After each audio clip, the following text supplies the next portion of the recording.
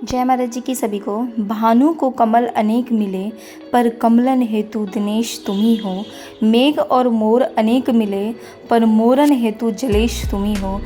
भूप को दास अनेक मिले, पर दासन हेतु नरेश तुम ही हो। तुमको भक्त अनेक मिले, पर मेरे तो हृदय तुम ही हो, मेरे तो हृदय तुम ही हो। आज का विशेष अनुभव।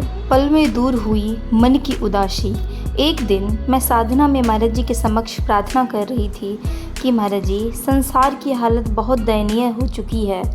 अब मानव की यह दशा देखी नहीं जाती है। दया करो गुरुदेव, दया करो। प्रार्थना करते करते मैं साधना में ही जोर जोर से रोने लगी।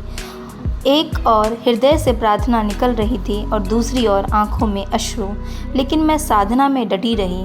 थोड़ी ही देर बाद मैंने अपने अंतर्घट में एक दिव्य अनुभव देखा। मैंने देखा कि मैं अकेली रोड पर खड़ी हूँ और ज़ोर ज़ोर से रो रही हूँ। तभी महाराज जी की बड़ी ही तेज़ गति से चलते हुए मेरे पास आ गए।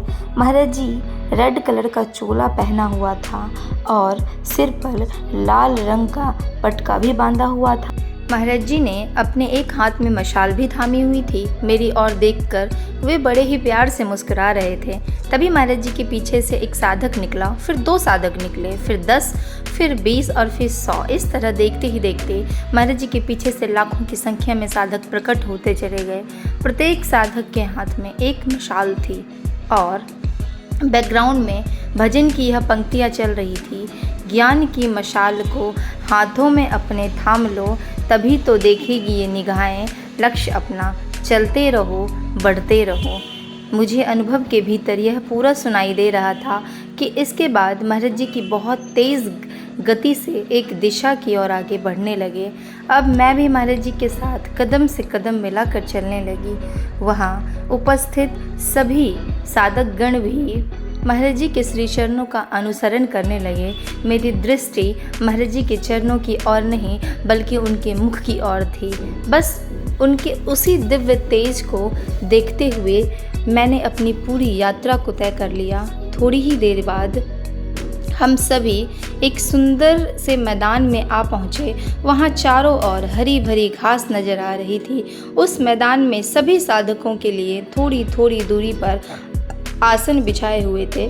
सभी ने शीघ्र ही अपना अपना आसन ग्रहण किया और फिर साधना में बैठ गए। सामने एक भव्य सिंहासन लगा हुआ था, उस पर गुरु महाराज जी विराजमान हो गए। महाराज जी अपने सभी शिष्य को देखकर बड़े ही प्यार से मुस्कुरा रहे थे। उसके बाद महाराज जी ने सभी शिष्यों को संबोधित करते हुए कहा, मेरे आत्मीय जनों। इसके बाद महाराज जी 1-2 क्षणों के लिए रुके और फिर बोले, मेरे आत्मीय जनों, यह समय कष्टों से परिपूर्ण है, लेकिन यह ज़्यादा दिनों तक नहीं रहेगा। इस कठिन दौर के गुजरने के बाद जो समय आएगा वह खुशियों से भरा होगा। इसीलिए चिंता नहीं अपितु चिंतन में अपने समय को व्यतीत करो, अधिक से अधिक साधना करो। इस अनुभव के दौरान मैंने जो पल गुरु महाराज जी के साथ बिताए वे मेरी ज़िंदगी के सबसे खुशनुमा पल थे। इस अनुभव को देखने के बाद मुझे जो खुशी मिली है उसे मैं शब्दों में पूरी तरह से बता नहीं सकती। महाराज जी की वह सुंदर सी छवि अभी भी मेरे आँखों में समाई हुई है। जय महाराज जी की। दर्द हैं हजारों इस जीवन में, इलाज सिर्फ एक आपकी मुस्कान आशु बाबा, आपकी मुस्कान आशु बाबा।